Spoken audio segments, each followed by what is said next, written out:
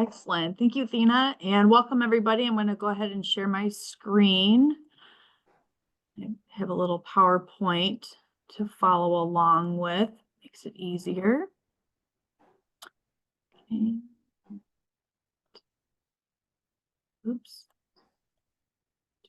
Slideshow. Beginning.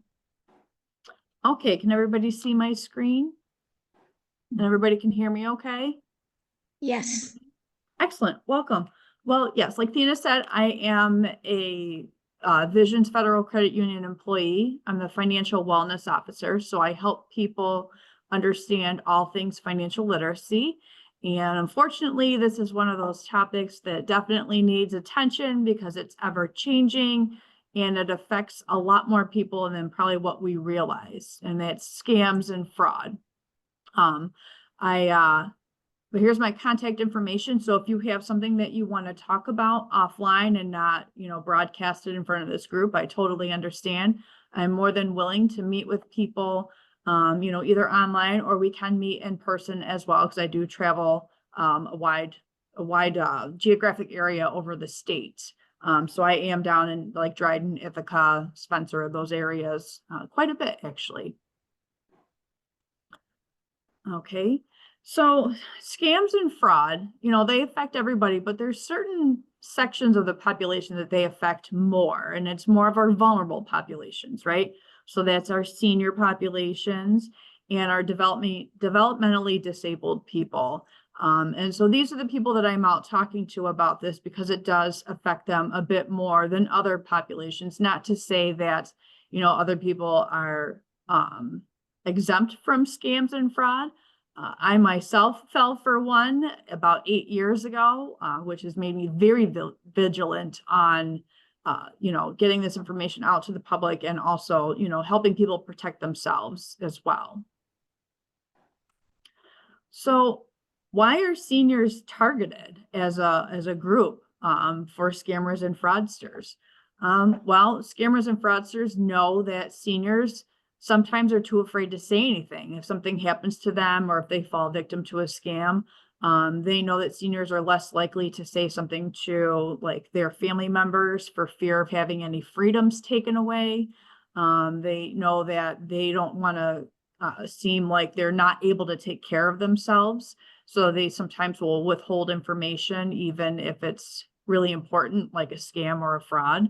And it's believed that seniors have tons of money. So these fraudsters are excited to get a piece of that action. And, if they can get into your bank account and have you fork over some of that money, they're super happy and they're having a good day. And then the other reason is, it's widely believed that seniors aren't super tech savvy. Now, this group obviously is very tech savvy because we're having a Zoom call today. But a lot of times other seniors aren't so tech savvy. And so by the time they realize that they've been involved in a scam or a fraud, it's too late, or maybe they won't ever realize that they've been in a scam and a fraud because they're very sophisticated now with how these fraudsters are operating.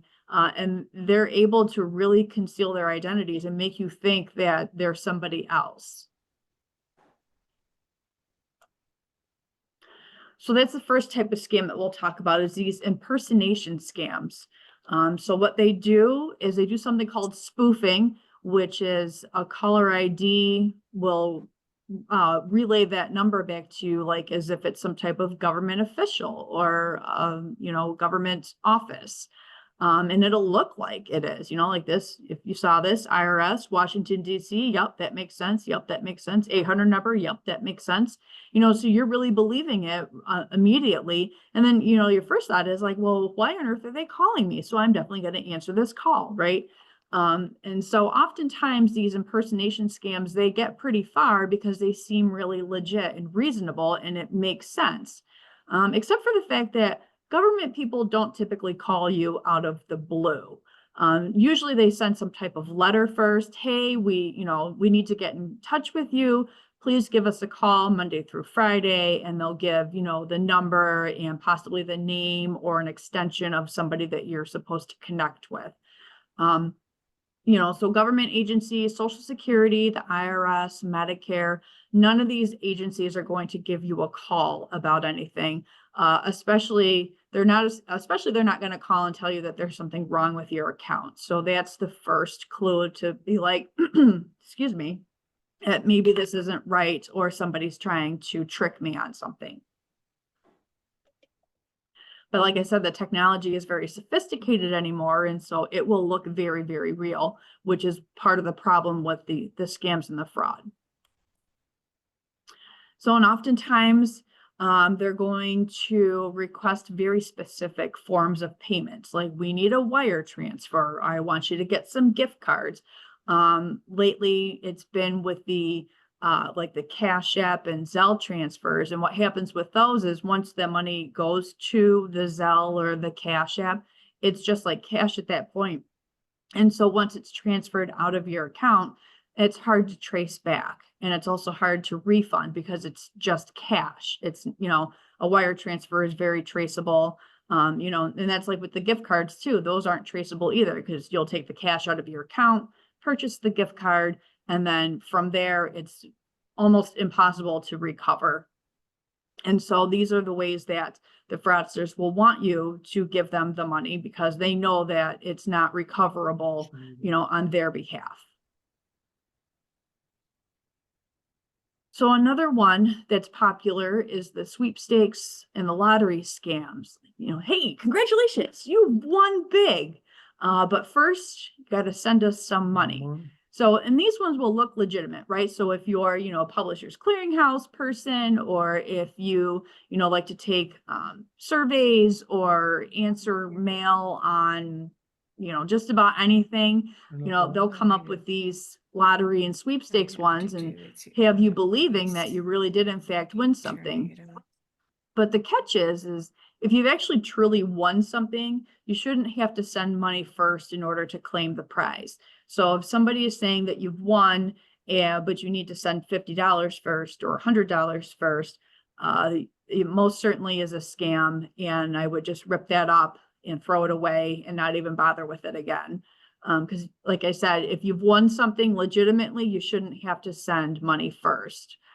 Especially if it's an organization that you've not really heard of, or it's one that you are familiar with, but that's not their typical, standard operating procedure. You definitely want to be careful, read all the fine print, and then dismiss it if it just seems like it's too weird or not like them, or, too good to be true.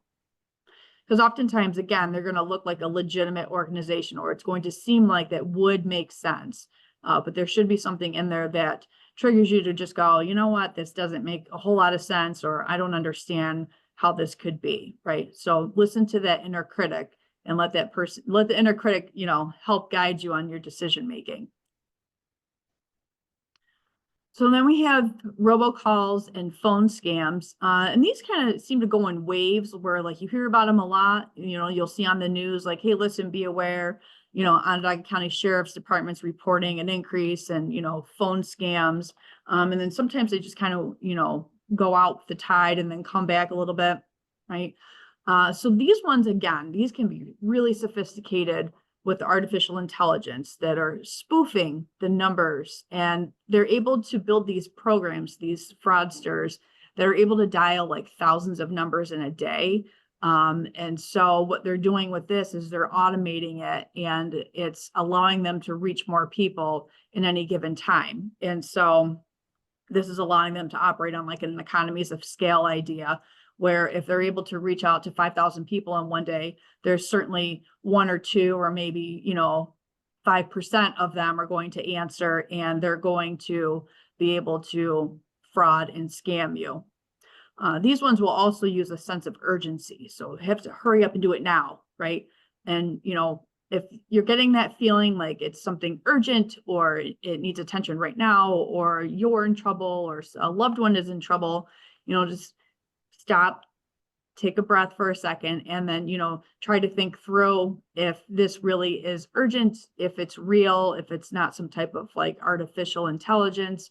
And always say, if they are asking you if you can hear them, say, I can hear you. You don't want to say yes, because then they record your voice, and then they're able to use it for different nefarious activities, like perhaps authorizing some type of charge on a credit card or any other illegal authorizations, because now they have your voice recording saying yes. And the computer systems they use are very intelligent, very sophisticated, and can do a lot of damage to you if you fall for the trap and say, yes, I can hear you. Nope, I can hear you. Okay. This one is the one that always like cracks me up, because it's like the impending lawsuit. Because if you think about, our American government system and even like local government, like there is nothing about the court system that moves fast. So when these fraudsters are calling and saying that you have an impending lawsuit, and if you don't pay the money in 24 hours, you're going to go to jail, like, if you've ever done anything in the court system, you know that it is not that fast. But these people, again, are trying to use some authority in order to scare you, that sense of urgency, like you've got to pay it now, have to pay it today, have to pay it in 24 hours. And again, they're going to request those specific forms of payment so that it's not traceable back to them. And so they can take that money and run pretty much with it. And these ones can actually be a bit on the scary side, because I've heard of cases where they're actually asking to meet you somewhere so you can give them the money. So, again, our court system doesn't move that fast. And certainly if you owe them money for some type of lawsuit, I can guarantee you a couple things. First is that you would have heard about it before these people are calling to ask for the money. Second, they're not asking you to go to the Target parking lot to pay them. Like, you would have to go down to the municipality and directly pay them, where they have a clerk that takes it in and they give you a receipt. But I have heard of a couple of stories where people did go and meet, and it's like, oh my goodness, like you're lucky that, that was all that happened, and that, you weren't seriously hurt. So again, the impending lawsuit, if they're really trying to act like they're acting with authority, and they're like getting abrasive with you, and they're telling you that you need to pay via gift card or Zelle payment, take a stop for a second, ask questions, take a deep breath, and it's okay to say, I don't understand what you mean. Like, can you tell me more? Oftentimes when you start asking questions and trying to get information from them, the fraudsters are going to probably hang up, because they know that they're not really getting anywhere, and there's, other people that they're trying to find that they can extort money from.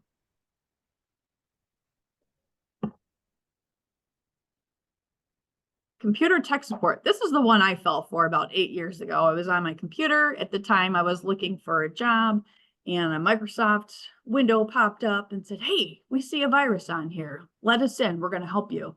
And I was like, oh, okay, yeah, sure. Not thinking, let them access the remote access. And it was before I gave any bank information, I realized what was, I was like, wait a second, like I just had that gut feeling, and I was like, there's something not right.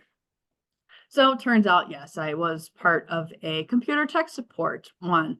I never did give out my banking information, but I did a lot of stuff on that PC. And so I immediately shut it off, turned off any access to the internet, and the next day went and changed my bank account, which of course is, a giant pain to do, because then you got to change like everything with the bank account as well, and those like automatic payments that come out. And yeah, so so there's a couple things with that. So first of all, Microsoft is very busy. They are not looking for people that have viruses on their computer. I can promise you that. They have other things that they're looking to do, and that's not one of them, right?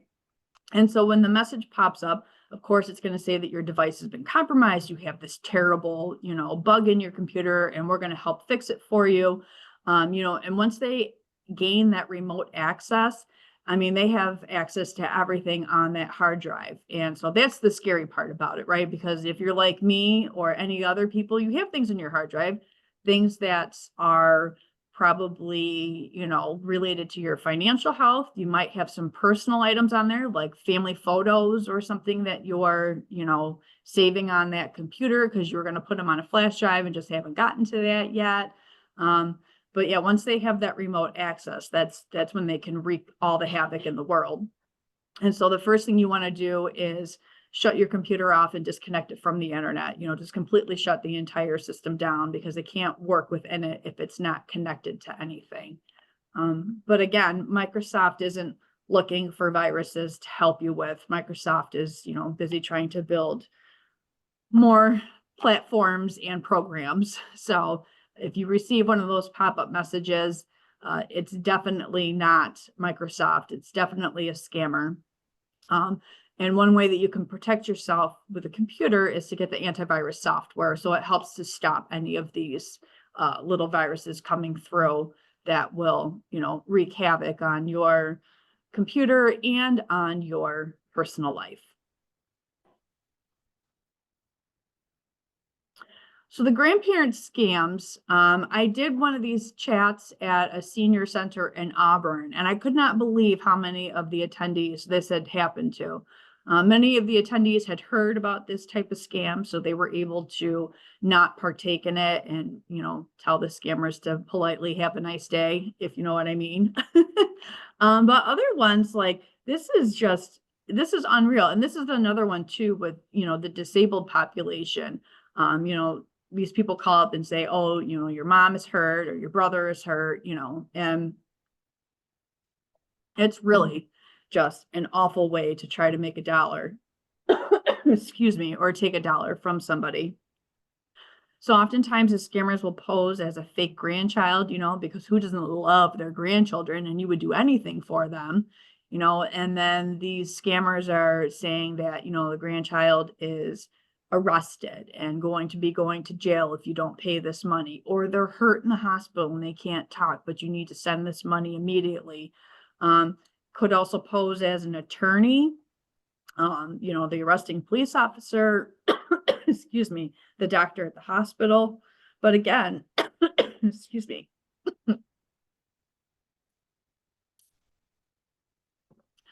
Again, none of these scenarios would require immediate payment of thousands of dollars, right? So, again, you want to ask them questions or just hang up on them. It's okay to hang up on them too, or if you are not sure, ask questions, or, immediately call your son or daughter, the parents of the grandchild, ask, are they okay? Do they need anything, right?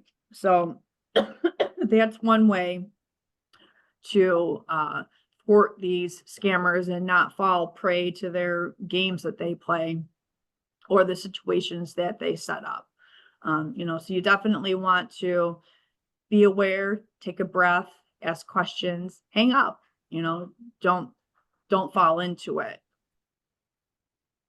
And definitely call the adult children that you have and ask them, are the grandkids okay? Or, I just got this weird call, let them know that that's what's happening. So the romance scams, these ones get to be a little bit more complicated, because these ones, well, first, they involve feelings of being loved and an emotional connection to somebody. And these ones can get very, very deep very quickly. My neighbor actually fell for one of these, and I kept telling her the whole time, I was like, this sounds like a scam. I was like, do not give any money. Do not give your banking information. Do not do this, So oftentimes they prey on seniors, hoping that senior is a widow or a widower, and they're looking for love and companionship. So what they do is they create these fake profiles, and they will be very sophisticated with that. So they'll have photos of, themselves, and they'll show you photos of their ID, because that's what happened with my neighbor. Was she was like, oh, well, she sent me her driver's license. And I was like, you could make that, you can make that out of thin blue air and send that along, and they're ready, right? So if you're kind of hesitant and you're like, I'm not really sure that, it seems too good to be true, can I see your birth certificate, social security card, driver's license, all those things can be fabricated. And especially if you're somebody that's super savvy with technology, like the scammers are, they can absolutely make one that fits that story, right? And the stories are always very detailed, and they have a lot of twists and turns in them. So the one with my neighbor was was a newer American that came from, I think, Denmark, was going to take over the uncle's business, needed some cash for startup costs, or it was maybe the visa. It was something where, but it was a very elaborate, very detailed story of, got the business owner, it's going to be a multi-million-dollar business, just need a little bit of cash now.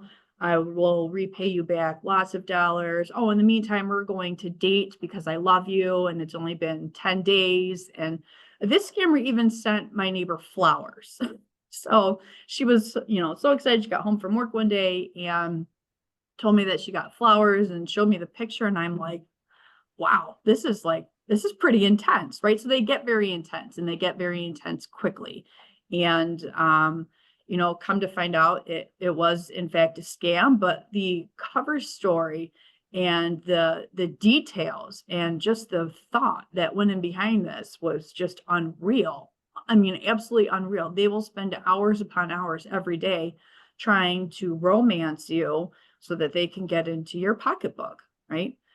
So the profiles are fake, the documentation's all fake, everything is fake. And you can have it come to light if you ask for things like, well, I really would love to just see you, let's do a video chat, right? Because as soon as you say you want like a live video chat, then they start to get, then the excuses come. Oh, I got to go to bed, or I've got to work, or I've got this, so that's what happened with my neighbor. Was the video chat never connected, and then my neighbor lied to the scammer, started playing their own game and said, yeah, well, I already bought plane tickets, I'm going to be coming to Denver. But shortly after that, the conversation stopped. So, but that's what they're looking to do. And sometimes they're wanting to get you so involved and develop this relationship with you so that you can act as a money mule.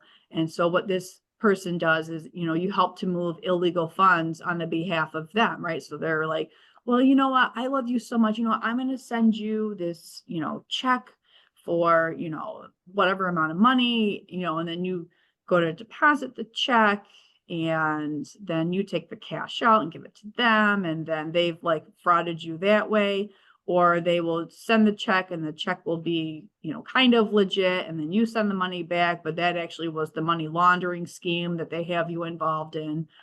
So there's these romance scams can take all different twists and turns. But you, again, want to be aware, if somebody's coming on and it's very fast and it seems inorganic and it's just moving like a million miles an hour, and they want to hear about, everything in your life, and, send you these long text messages every 5 minutes. And there's something more happening than what they're portraying.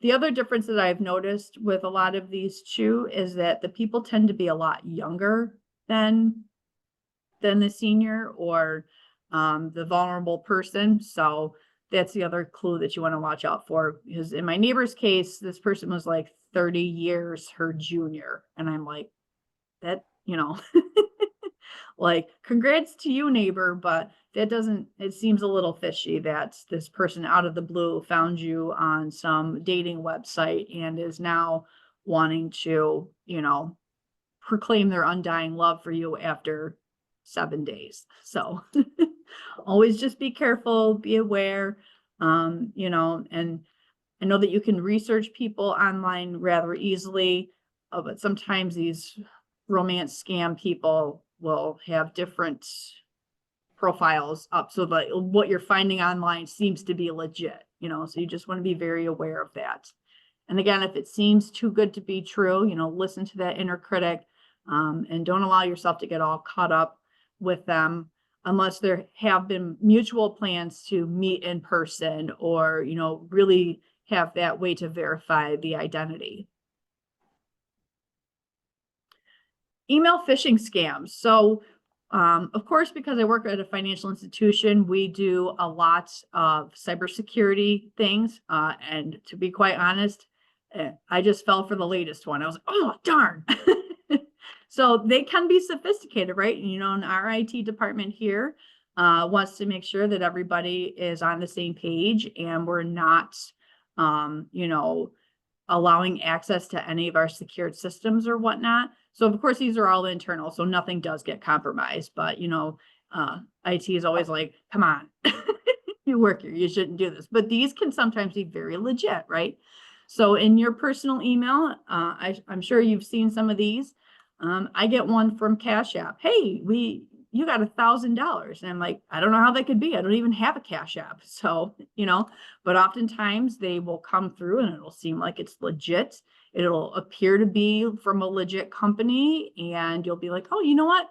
Yeah, I did just buy something from this company. So, okay, I'm going to click on this. And then next thing you know, you're in an email phishing scam and all of your accounts have been compromised and your, computer's been compromised. And now you have to go and fix everything, which can be a big pain to do all that.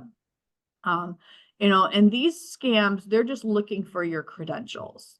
So these aren't like people that you're going to talk to, but what they want you to do is, hey, you got to click on this and, let's verify your banking login and password, or let's verify your credit card login and password. So that's what they're looking for so that they can hack into your accounts. Again, they will look real. There's little nuances you can look for, like you want to really look at the email address it came from. Make sure that there's no misspellings and that it looks like the email address. You want to make sure that it is like, a .com or .org, like what would match that organization. And you want to look for the HTTPS at the beginning of it, because that's a more secure website than just the regular one. But again, they're just looking for your credentials. You'll never really talk to a person, but you definitely want to be careful. Places like Visions or your other financial institution, we won't send you emails asking you to verify your credentials. Like that doesn't happen in our world. And that seems to be the common one that people fall for, because they're like, oh yeah, well, no big deal, I'll just send this to you. And that's when we hear about that we're being spoofed, then we have to beef up, the security and help our members so that they don't get taken advantage of.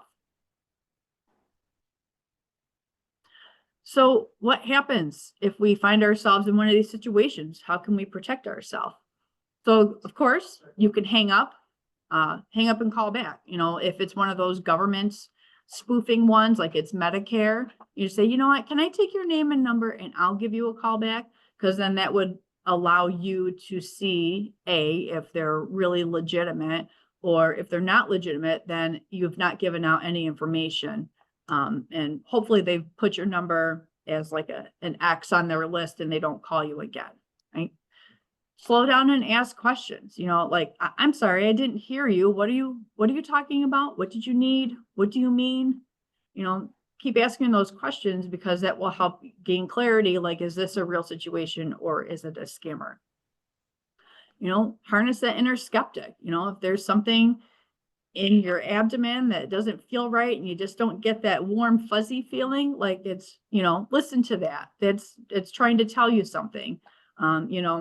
Allow yourself to be doubtful, right? And express your doubt to them, because if it's a real agency or a real person trying to help you, they're going to understand. And they're going to, accommodate for that and be like, I know that you think that this is not real, so I'll let you, here's my number, hang up and call me back, and that you can continue on with the conversation. Right? Don't rely on your caller ID. The spoofing is very good and it's going to look really legit. You can't just rely on the caller ID anymore. So you definitely, if you're not expecting a call from any type of government agency, and like I said, they usually send a letter first anyways and have you call, but if you're not expecting a call from the police department, like they're not going to just randomly call people, don't just rely on the caller IDs to tell you who is actually calling. And certainly never grant remote access. If you're on your computer and you get that window that pops up saying that you have a virus, never allow anybody remote access, unless you absolutely for sure know that, like, sometimes we have family members that are super tech savvy, or that, work in cybersecurity or computer science, those people that you can trust, they can have remote access, but if you don't know the person, don't give them any type of remote access into your computer because they can do a lot of damage. Never give out your sensitive info unless you initiated contact. So again, if you didn't contact this person and they're calling you up and asking you for your credentials or your social security number or your date of birth, don't give it out. Make sure you can verify them, the organization, and the reason why they need it. Government agencies, like the IRS, Medicare, they have all your information. They don't need you to verify it, and usually if you're verifying it with like a doctor's office or a financial institution, they're only going to ask you for like the last 4 digits of your social, not the entire number. So you definitely want to be aware, don't just give out the information freely. Ask a couple questions first if you're not sure. Use a credit card for online purchases. I know that, oftentimes we talk about, debt and credit card debt and that kind of stuff, but a credit card is actually better for online purchases. And I don't use my bank card for my online purchases because a credit card has the fraud protection on it. And so if somebody got a hold of my credit card while I was shopping online, I'm only responsible for the first $50, and then the rest of it, the credit card company has to eat. If you use your bank card and a fraudster gets into your account, they can liquidate your account and leave you with nothing. And it would take a few days to get those dollars back. So I always use a credit card just for the fraud protection piece of it. And of course, if something happens to you, it's okay to talk about it. Phone a friend, tell your relatives about it. The nice thing about telling other people is that now they're aware. Because like I said before, it seems like especially the robocall scams go in waves. There'll be waves where the police department's alerting you of, this one scam or another scam, right? If you tell your friends about it, then hopefully they won't fall victim to it because they're going to be aware of it, and let your relatives know as well. When we keep these things inside and we don't tell anybody, no one can help you if nobody knows about it. And as a person that works in a financial institution, I can tell you that we don't want to see our members not with their money, and we don't want to see them fall victim to these scams. We want to help any way that we can. And sometimes we can get the money back for them. We go through a process, but sometimes we can recoup what's been wrongfully taken from us, right? But if nobody knows about it, then we can't help you. So we always want to know about it to see how we can help best protect you and stop it. So yeah, if something does happen, let your financial institution know, let them know right away, because the sooner we know, the better we can help you. Reach out to the police, file a report with them, excuse me, let them know what's happening so they can alert the community, and then finally, again, tell your family and friends. I know that it's hard to say, I made a mistake and I did something dumb and I gave out my social security number, or I, clicked on this link, right? Like we all do it, right? So let everyone know, let people know so that they can help you, so that you don't have to feel like a burden or the loss of your funds.